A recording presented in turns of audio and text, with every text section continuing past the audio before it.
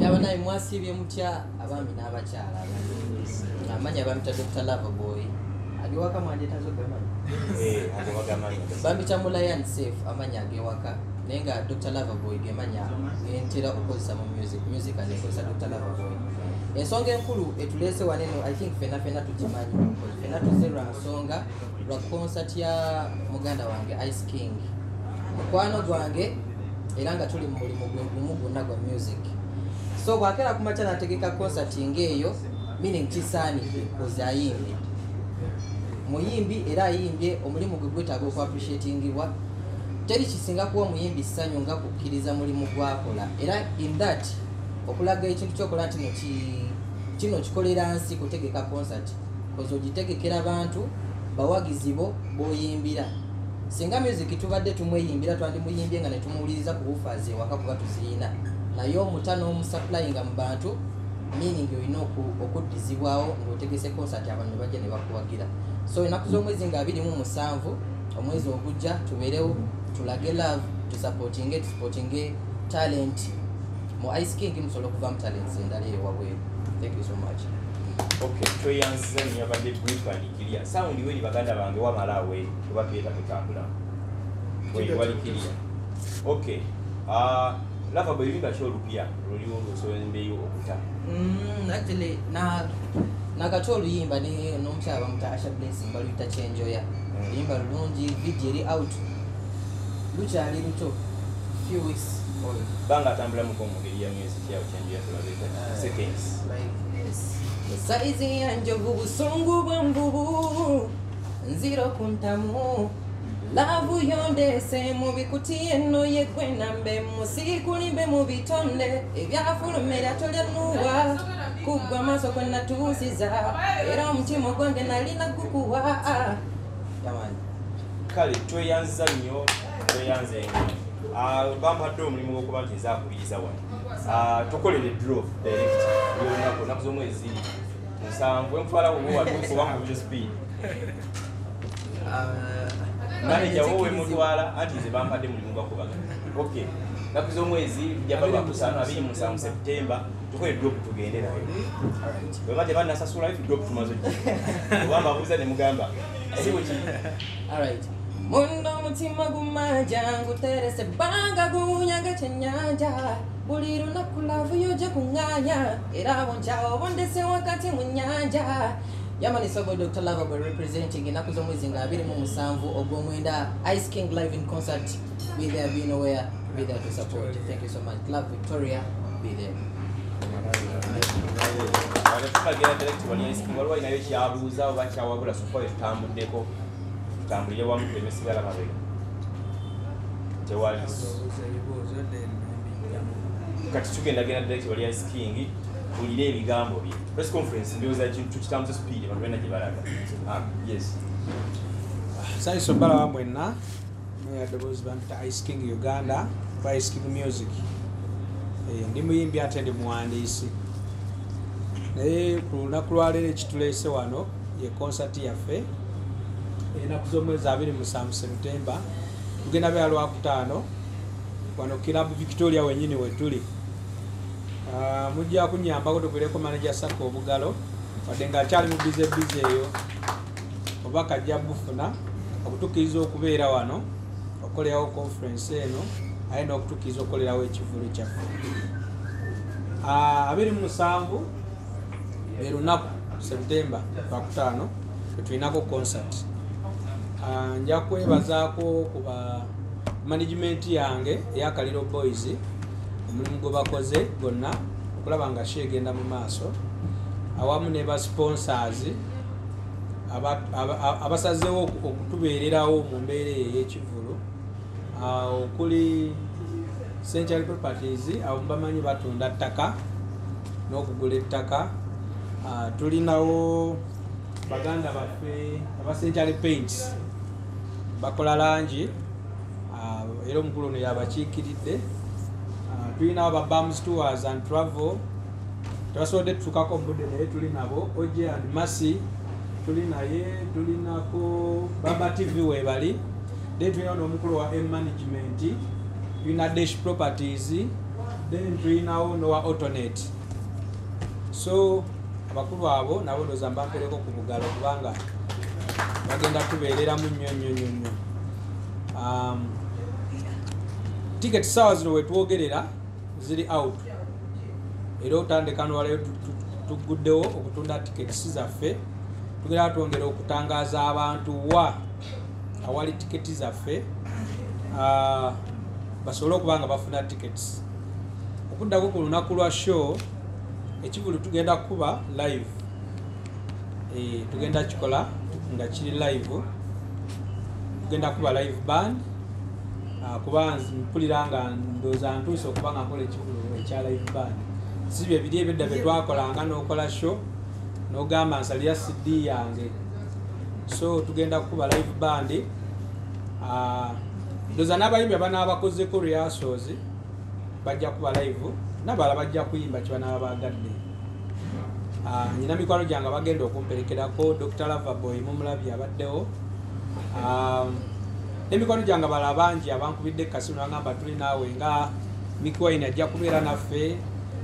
Tujja beerawo wano mukwano gwange ankubiddeko Fina Masanyalaze ajja beerawo. Izo nti mukwano gwange ajja beerawo. Dax Katera ajja kubeerawo n'abayimbi balala bangi. Tuyinza obutasobola bamenya kuba emikwano tulina miki miyitirivu. Mpozi ekyala nja kwongera okwebazaako aba media houses mwenna. Bakubireko mu bugalo kuba tosobola kuba mugalo ku kamera.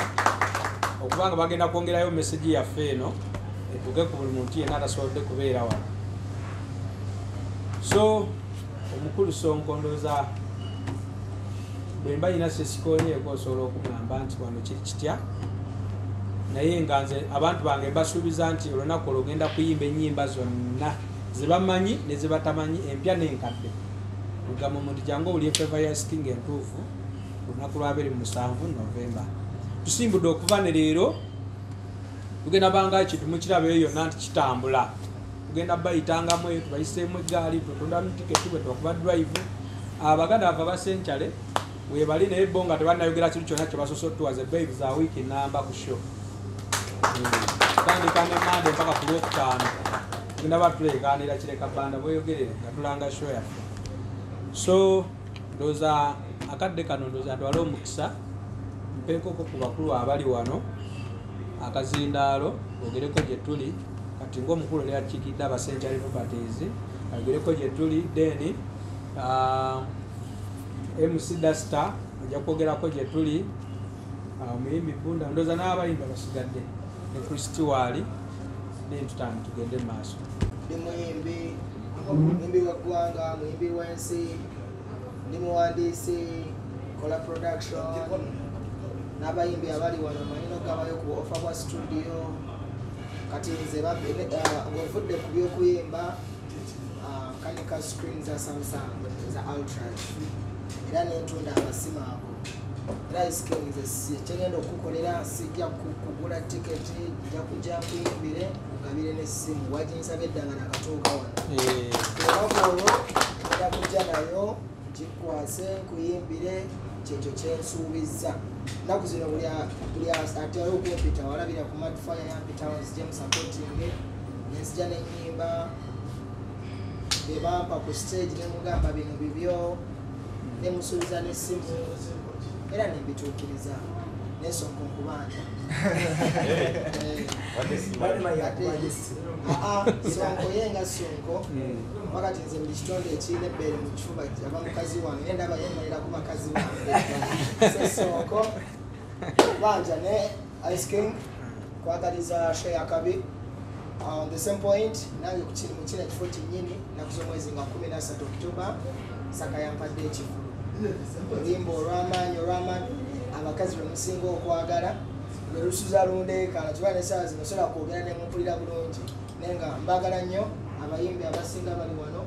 Tulina studio yaffe eri wano ekibinya bw'oba nga tulina mu kasente bulungi wali waddemba okunkubira akasima ng'aba Chris kino ne kino ate tuleke kukoma ku bino nti onkubira kwagala buyambi bwange nedda kubira alisikale ninawo gigi ngamba munaye essimu ya boss wange S21 Ultra yagudde ka screen ne kafa neŋŋamba nti kakati anko gireti tujja mujjako ekinaana ng'ekkumi libyo abayimbi kyemba advisinga tuve mu kubeera smart tuyige okukola abatalina mirimu oba nga toli muyayaye ng'olina adresi nga olina gyosangibwa ojja ne tukuwa emirimu n'okola twaisking amanyi gye nvudde wange nze okusoma okwange nasoma kukola nga tto n'ekiseera kyatuuka isking yankyayiranga ku ofiisi yange awo mu Kavule nga nkola back to school shop n'ekiseera nekituuka nenvaawo nendekawo abaana kati nenjagala nkipinge nga ndi posted ate nga wemumanyi kati mu nsi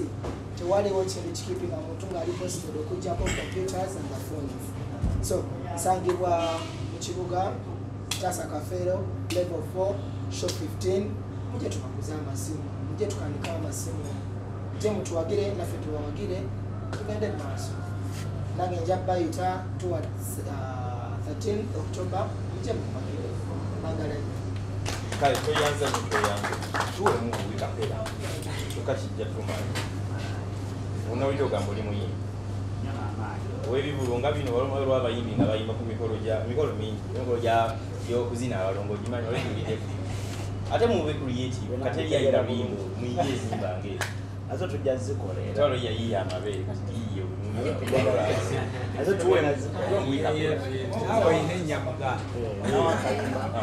kaita omuzadde kyabbeeyi nakusoma ekyanjagalako kyomuzadde kyabbeeyi kintu kyabbeeyi Bombadia, tatika kalindo musiyange bino byananagiza bisuka kubyenda bere wange onakubanga obwenge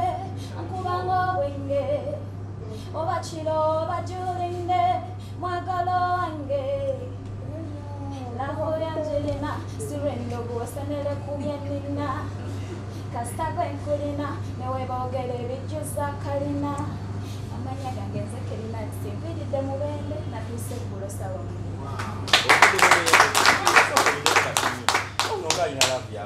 bangaddamu oteke mubenja baba TV jala nga bemwe bakuweereza omaye bwe twebatema musiwe ki bwe batema ogerulaba nga gwa araninga mukalango aha jira wo otwe gitunne bulungi wotoka wali owange ngoteka mubenja wa baba TV gwe jira ko jalabira nze nokuzanyidde omupiira jira naye njaba mfiringa wano ono bombadia tatika kabindo musiyange bino byananagiza bisuka kubyenda berye wange onankubanga obwenge obakiro badyulinde mwagalo wange benja lavu yonjilina siwendo gwesenere kubyenina kasita gwenkulina newebogere bijjuza kalina body to body benja body to body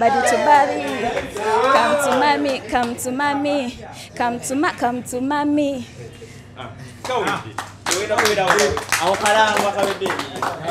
Mune Uganda tukwaniriza okuva ebweru era nga tuli beteefuteefu okutambuza. Tulina obumanyirivu mu kuvuga ate era ku miwendo egisaanidde. Kati nno gwe yeetaaza okupikinga ku kisaawe okutuusa ewaka ewuwo tweyune ate era naawe ateekateeka okugenda ebweru twekwate tukutambuze okuviira ddala ewaka paka ku kisaawe. Kati nno mwanattu toddamu kumenyekana migugu ng'entambula weeri tukubire ku ssimu noti 7 noti 679 729 oba noti 78 29 52 1